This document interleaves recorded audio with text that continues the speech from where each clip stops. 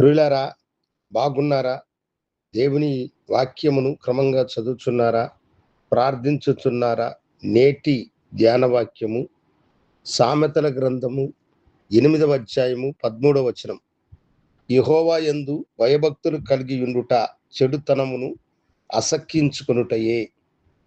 దేవుని యందలి భయము భక్తి కలిగి ఉండుట చెడుతనమును అసక్కించుకొనుటయే అని మహాజ్ఞాని అయినటువంటి సొలొమోను మనకు తెలియచేయచ్చు ఉన్నాడు.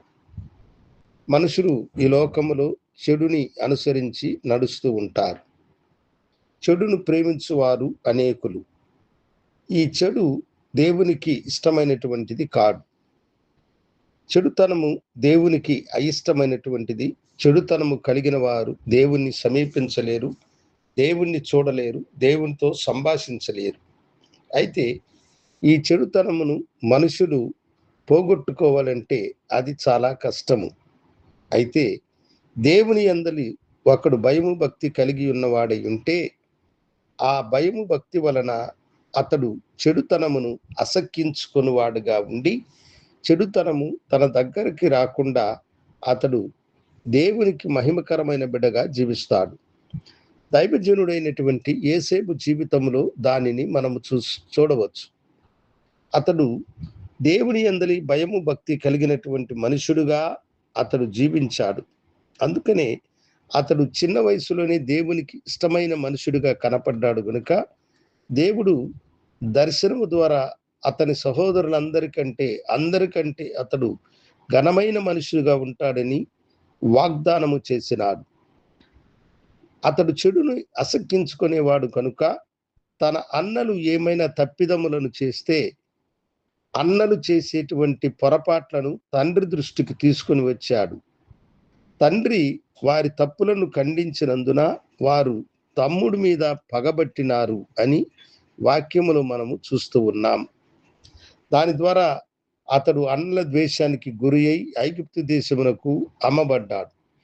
ఐగుప్తు దేశములో అతడు పొతీఫరు ఇంట పనిచేయినప్పుడు అతని భార్య చెడును ప్రేరేపించి తనతో అసఖ్య సాంగత్యము చేయవలసిందిగా అతన్ని ప్రేరేపించింది. ఎన్నోసార్లు ఆమె అతనికి ఆశ చూపించింది. అయితే ఆ యొక్క దురాశలో అతడు పడకుండా ఆ చెడును అసక్కించుకున్నవాడై ఆమె చేతులలో నుండి అతడు తప్పించుకొని వచ్చినాడని మనము వాక్యములో చూడవచ్చు.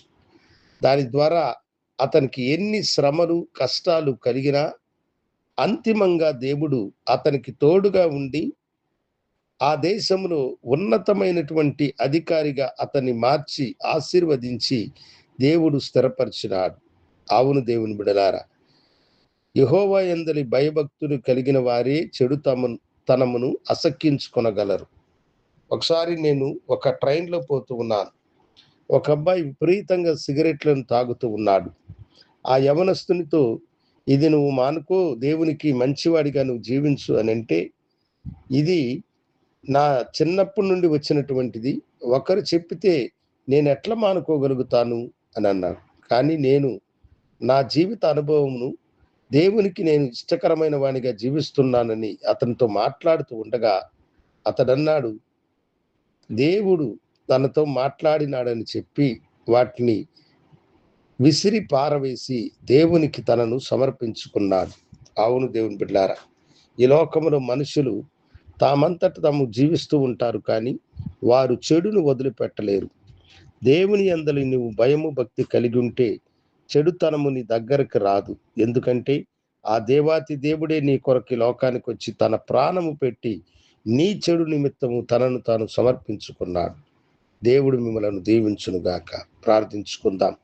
గనుడా, పరిశుద్ధుడా, యెహోవా యందు భయభక్తులు కలిగి ఉండుట చెడుతనమును అసక్కించుకొనుట చేతనే కదన్నారు. నీ బిడ్డలు చెడుకు దూరముగాను నీకు మహిమకరముగా జీవించే భాగ్యం దయచేయమని యేసు నామమున అడిగి వేడుకొంచున్నాను తండ్రి. ఆమేన్. శుభోదయం. ప్రభు మిమ్మల్ని దీవించునుగాక. ఆమేన్.